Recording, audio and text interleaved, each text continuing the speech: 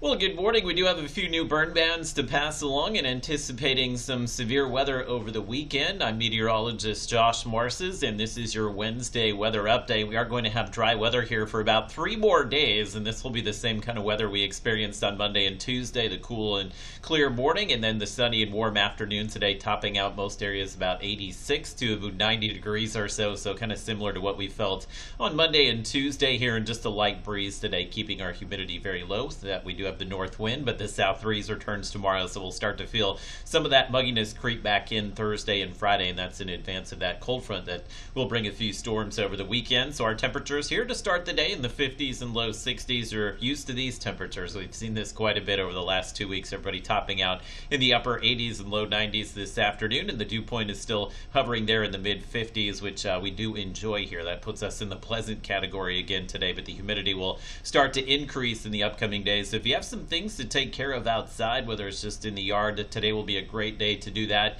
And again, nothing wrong with Thursday and Friday. We'll just have some of that mugginess out there again. So if you want to go out and enjoy a day without the humidity, today is definitely the day to do that, but we'll lose the humidity behind the front over the weekend. You can see the clear conditions in place here this morning, so we're expecting those sunny skies again today, and it's still Saturday, really the only day that we have some anticipated rain and storms in the forecast here, and nothing has changed as far as the severe weather outlook. It is still firmly over the Arklatex for Saturday. Looks like these storms will probably begin in the afternoon and may continue through the evening in some areas past sunset. I doubt we're going to carry that threat much into the overnight hours here, but a lot of outdoor activities, a lot of festivals, a lot of things going on this weekend. So as far as the severe weather threat, we'll get that dialed in over the next few days, but it's looking more and more likely that we'll see these storms move through in the afternoon and evening. High wind and hail will be the primary threats for us, and we still can't rule out a few isolated tornadoes, and that window for tornadoes will become more clear in the upcoming days. So I still urge everybody to just kind of check back for updates as we'll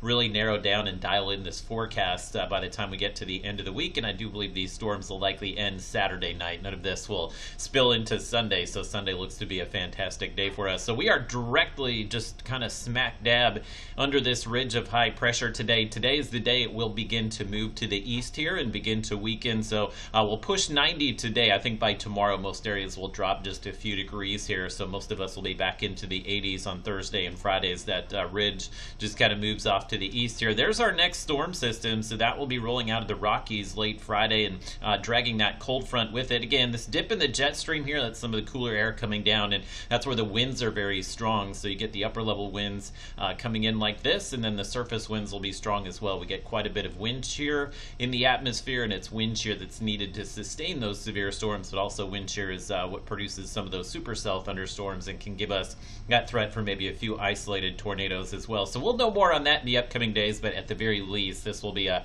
wind and hail threat for us, and not much rain. We're still anticipating maybe at most some areas picking up maybe close to an inch of rain, especially in Arkansas. We did add a number of new burn bans this week. So far, Sabine and Natchitoches parishes on the list, as well as Marion and Rusk counties in Texas, and that's added to some of the burn bans that we've already had. So it may not be enough rain this weekend to kind of get rid of those, but looks likely maybe late next week we'll see some more rain move in. But again, with the temperatures staying here in the upper 80s, there's quite a bit of warm air for those storms to feed off of on Saturday, and that's one of the reasons as well that we'll see that severe weather threat. So I think outdoor plans may be okay Saturday morning, but by the afternoon and evening, that's really when we'll need to be weather aware on Saturday. Sunday looks to be a fantastic day. We'll wake up to some cooler temperatures and really top out close to our seasonal normals, which is right now in the upper 70s and low 80s, and we'll carry some of that just great feeling weather into early next week. And I would expect by next Wednesday, Thursday, and Friday, we'll probably get back into some scattered showers and storms, and it's looking possible even a bigger cool down by late next week.